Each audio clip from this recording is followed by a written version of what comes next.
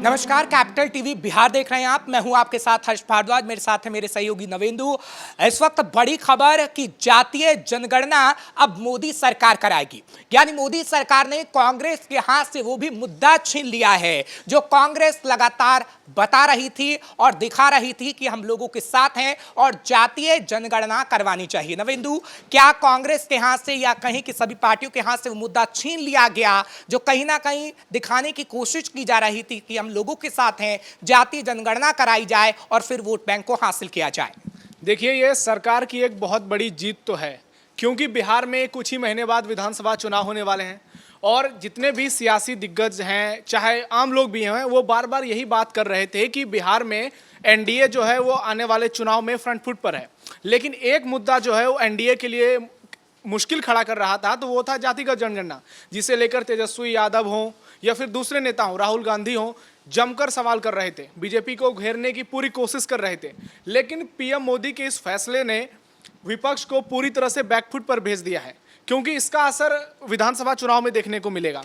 अब ये देखिए कि जहां पूरे देश में हिंदुत्व की बात हो रही थी, वहीं अब बीजेपी सारी जातियों की बात करेगी।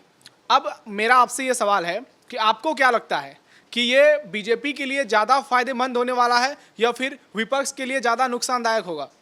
देखिए नवेंदु, अगर मैं बात करूं विपक्ष की, तो विपक्ष के लिए ज्यादा नुकसानदायक होने वाला है, क्योंकि अगर प्रधानमंत्री नरेंद्र मोदी की बात करें या फिर पूरे बीजेपी की बात करें तो बीजेपी अभी तक हम देख रहे थे कि कैसे हिंदुत्व का कार्ड खेल रही थी। लेकिन अब जो जातीय जनगणना एक तरीके से कराई जाएगी, वो एक ट्रम्प कार्ड आप समझ सकते हैं, जो प्रधानमंत्री नरेंद्र मोदी की तरफ से खेला गया है, बीजेपी की तरफ से खेला गया है, और इसमें सबसे ज्यादा फायदा बीजेपी को ही होने जा रहा है।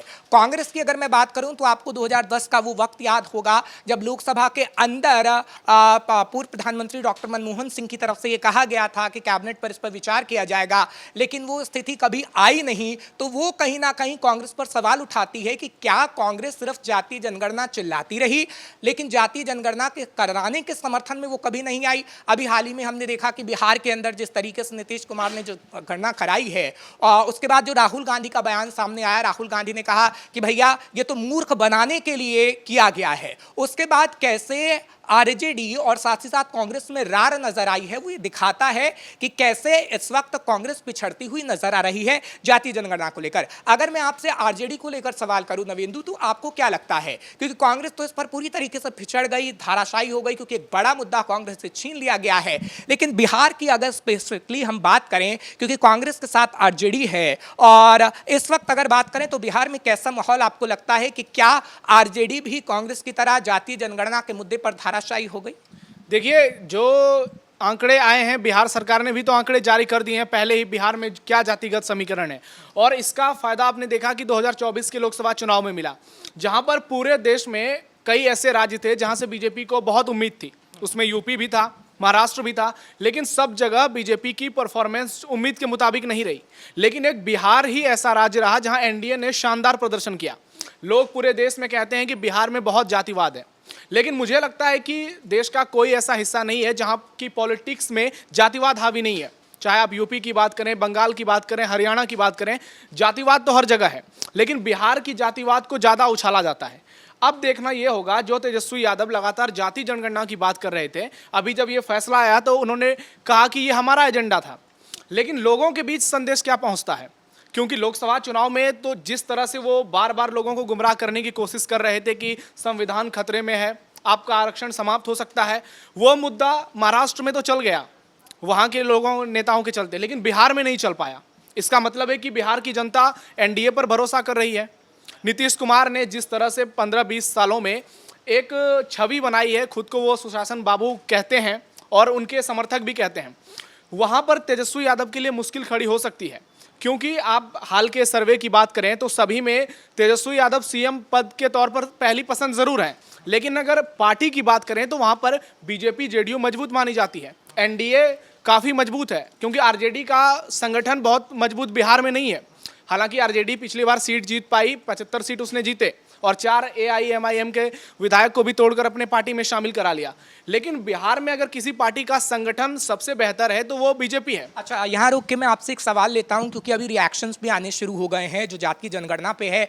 चिराग पासवान ये कह रहे हैं कि हम प्रधानमंत्री नरेंद्र मोदी के साथ हैं। चिराग पासवान की तरफ से लगातार उन वोटों को साधने की कोशिश की जा रही जो पासी समुदाय के हैं, जो पासवान समुदाय के हैं। हाल ही में हमने खबर भी दिखाई थी कि किस तरीके से ताड़ी को लेकर राजनीति बिहार के अंदर हो रही है, और जब ताड़ी को लेकर तेजस्वी यादव ने कहा कि हम उसके लिए काम करेंगे आगे आने वाले समय में, तो चिराग पासवान ने, माफ करिएगा, उन्होंने भी ये कहा कि हम कहीं ना कहीं इसका समर्थन करते हैं। तो आपको क्या लगता है कि जो इस वक्त एक कैटेगरी सेट करने की कोशिश की जा रही है, चाहे फिर तेजस्वी यादव की तरफ से हो, चिराग पासवान की तरफ से अपने आप को दिखाने की कोशिश की जा रही है कि हम सीएम के कैंडिडेट के तौर पर आ सकते हैं, तो ये जो जातियों की स्थितियां हम देख रहे हैं, चाहे पासी समुदाय की हो, कुर्मी की हो, या फिर तमाम, क्योंकि आप एक लिस्ट भी लिए हुए हैं जो पिछली जाति जनगणना हुई है, मुझे उसके बारे में भी बताइएगा कि कैसे ये तमाम जो पार्टियां हैं, राष्ट्रीय पार्टियां हैं खासतौर पर, उसको साधेंगी। नहीं, सबसे बड़ी बात है कि जितने भी बड़े दलित नेता हैं बिहार में, वो सारे एनडीए के पक्ष में हैं। बिहार में ओबीसी की आबादी की अगर बात करें तो करीब 28% है, 27.12। लेकिन उससे भी बड़ी आबादी ईबीसी की है, जिसे नीतीश कुमार अति पिछड़ा कहते हैं, और पूरे बिहार में ईबीसी की आबादी 36% है। इसमें बहुत सारी जातियां हैं जो सीधे तौर पर नीतीश कुमार को वोट करती हैं, और ये नीतीश कुमार का सबसे मजबूत फैक्टर मानी जाती है। तो ईबीसी का जो एक पूरा बड़ा वर्ग है वो हमेशा से एनडीए के साथ रहा है। तेजस्वी यादव की अगर बात करें तो एमवाई समीकरण के अलावा उन्हें तभी कुछ बड़ा लाभ मिल पाता है जब लोग एनडीए गठबंधन से नाराज होते हैं। लेकिन बार बार लोगों के जहन में यही बात आती है कि अगर इंडिया ब्लॉक की सरकार बनती है बिहार में तो कहीं फिर से जंगल राज वाला दौर तो वापस नहीं आ जाएगा। और दूसरी ओर एनडीए के साथ सभी निचले तबके के नेता हैं, चाहे जीतन राम मांझी की बात करें, जिनकी आबादी बिहार में लगभग 2.5-3% के आसपास है, मुसर समाज से वो आते हैं। चिराग पासवान एक बहुत बड़ा फैक्टर है, क्योंकि पासवान जाति की आबादी 5% से ज़्यादा है। 2020 में चिराग पासवान अलग होकर चुनाव लड़े तो उसका कितना बड़ा खामियाजा उठाना पड़ा, इसकी सबसे बड़ी गवाह जेडीयू है, क्योंकि चिराग खुद तो एक ही सीट जीत पाए और जो विधायक बने थे वो भी बाद में जेडीयू में शामिल हो पाए, लेकिन जेडीयू को सिर्फ 42 सीटों पर उन्होंने सिमटा दिया। उपेंद्र कुशवाहा हैं, मुकेश सहनी की भी एनडीए के साथ बातचीत चल रही है, पशुपति पारस को लेने की भी बात हो रही है। तो ऐसे में ये जितने घटक दल हैं जिनका जातियों में खासा प्रभाव है, ये लोग एनडीए के साथ हैं, तो इसका ज़्यादा फायदा तेजस्वी यादव को मिलेगी, इस बात की संभावना बहुत कम है। वहीं पीएम मोदी ओबीसी जाति से आते हैं, नीतीश कुमार कुर्मी जाति से हैं, सम्राट चौधरी कोयरी जाति से आते हैं जिसकी आबादी 4% से भी ज़्यादा है। तो ऐसे में बीजेपी का पलड़ा यहाँ पर भारी लग रहा है। अच्छा, यहाँ पर एक बड़ा सवाल और है, क्योंकि सवाल ये भी है, क्योंकि अगर हम बिहार के अंदर देखें तो बिहार के अंदर हमेशा से राष्ट्रीय पार्टी ही उभर कर सामने आती है, और कभी भी ऐसा नहीं हुआ है, माफ़ करिएगा, कि राष्ट्रीय पार्टी हमेशा से जो है वो किंग बनने की कोशिश करती है लेकिन बन नहीं पाती है, और जो क्षेत्रीय पार्टियां हैं वहाँ की वो मजबूत स्थिति में हमेशा से रहती हैं। आप जेडीयू को देख लीजिए, आरजेडी को देख लीजिए, हालांकि पहले हमने देखा था कि जनता पार्टी थी वो कैसे धीरे धीरे टूटी, उसके बाद समता और जनता को मिला के जो पार्टी बनी जेडीयू बनी। लेकिन आपको क्या लगता है कि क्या प्रधानमंत्री नरेंद्र मोदी ये साबित करना चाहते हैं, क्या ये बीजेपी अब साबित करना चाहती है कि नहीं, एक किंग की भूमिका में राष्ट्रीय पार्टी भी हो सकती है, क्योंकि कभी भी राष्ट्रीय पार्टी उतनी सीटें नहीं ला सकी है कि वहां पर उसका मुख्यमंत्री बन सके? अगर साउथ इंडिया की बात छोड़ दें तो ये 3 स्टेट बीजेपी के लिए हमेशा उसकी नज़रों में सबसे ऊपर रहे हैं। पहला बंगाल, पश्चिम बंगाल, फिर उड़ीसा और बिहार। उड़ीसा में तो बीजेपी ने इतिहास रच दिया, इस बार लोकसभा चुनाव में शानदार सफलता भी पाई और विधानसभा में पहली बार उड़ीसा में बीजेपी की पूर्ण बहुमत की सरकार बनी, उसके मुख्यमंत्री पहली बार वहां पर बने हैं। बंगाल में भी पार्टी लगातार कोशिश कर रही है, जिसका परिणाम पिछले विधानसभा चुनाव में देखने को मिला, जहां बीजेपी 3 सीट से सीधा 75 सीट पर पहुंच गई।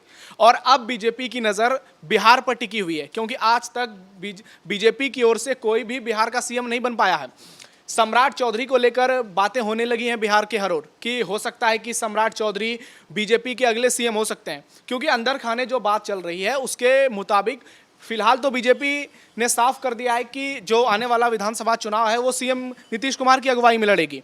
लेकिन चुनाव के बाद क्या नतीजे होंगे, क्या महाराष्ट्र जैसा कोई खेल बिहार में होगा, जैसे एकनाथ शिंदे को वहाँ पर दरकिनार करके देवेंद्र फडणवीस को मुख्यमंत्री बनाया गया। तो अगर जेडीयू की कम सीटें आती हैं तो यहाँ पर क्या बीजेपी अपना मुख्यमंत्री बनाएगी?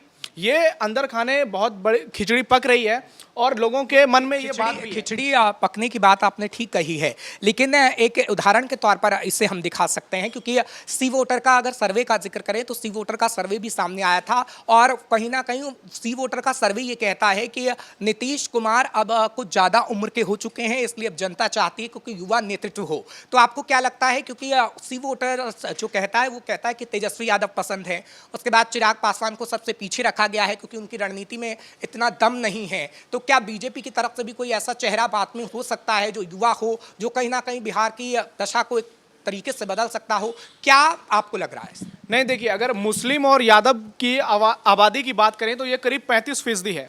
ऐसे में 35% तो एक मत होकर तेजस्वी यादव का नाम लेंगे, तो वो सीएम की रेस में या सीएम के फेस के तौर पर पहली पसंद है। इसमें कोई बहुत बड़ी बात नहीं है, क्योंकि नीतीश कुमार का वोट परसेंटेज जो है वो आरजेडी के मुकाबले बराबर नहीं है।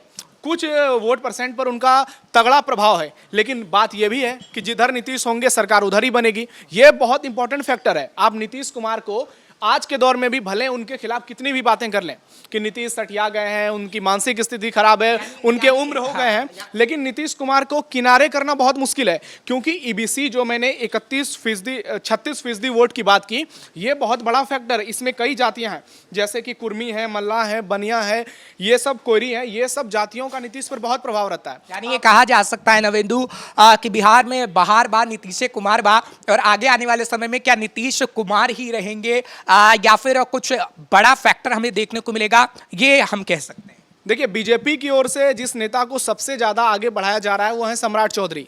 अंदर खाने तो बातें ये भी चलती है कि नीतीश कुमार जब सुबह सोकर उठते हैं तो वो ढूंढते हैं कि सम्राट कहाँ है, अगर सोया हुआ है तो उसे उठा कर लाओ जल्दी, क्योंकि हमें काम करना है। दिग्गज पत्रकार ऐसी बातें करते हैं। वहीं बीजेपी में भी कई नेता हैं जो कि सीएम की कुर्सी पर अपनी नज़र बनाए रखे हैं, लेकिन फैसला तो आलाकमान को करना होगा, फैसला तो दिल्ली से होगा। इसलिए मन में जो कह सकते हैं आप सियासी पुलाव पकाने की बात हो, वो तो कई नेता करेंगे, लेकिन अगर बीजेपी के पक्ष में फैसले आते हैं, कही जा रही है कि बीजेपी 100 से 120 सीटों पर चुनाव लड़ सकती है। अगर ऐसे में बीजेपी 80 से 90 सीट जीत जाए और वहां पर सीएम बनाने की बात हो तो निश्चित तौर पर बीजेपी बनाएगी, लेकिन वो चेहरा कौन सा होगा इस पर तो पीएम मोदी ही फैसला करेंगे। फिलहाल सम्राट चौधरी रेस में सबसे आगे हैं, लेकिन यह भी देखना होगा कि सम्राट चौधरी जिस जाति से आते हैं उसकी आबादी 4% है, उससे ज़्यादा भी दूसरी जातियों की आबादी है। तो कोई ऐसा चेहरा बनाया जाए जो कि बैकवर्ड कास्ट के साथ साथ जनरल कास्ट को भी साथ सके और लॉन्ग टर्म में बीजेपी के लिए फायदेमंद साबित हो सके। क्योंकि फायदा तो देखा जा रहा है, और बिहार के अंदर जिस तरीके से हम देख रहे हैं कि जनगणना हुई और अब केंद्र सरकार की तरफ से ये फैसला लिया गया है, तो कहीं ना कहीं बड़ा फैक्टर है। बहुत बहुत शुक्रिया नवेंदु।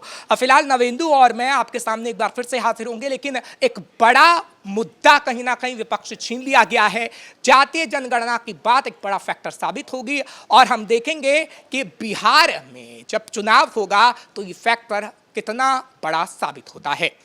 कैमरा पर्सन भोला के साथ मैं हर्ष भारद्वाज, कैपिटल टीवी के लिए।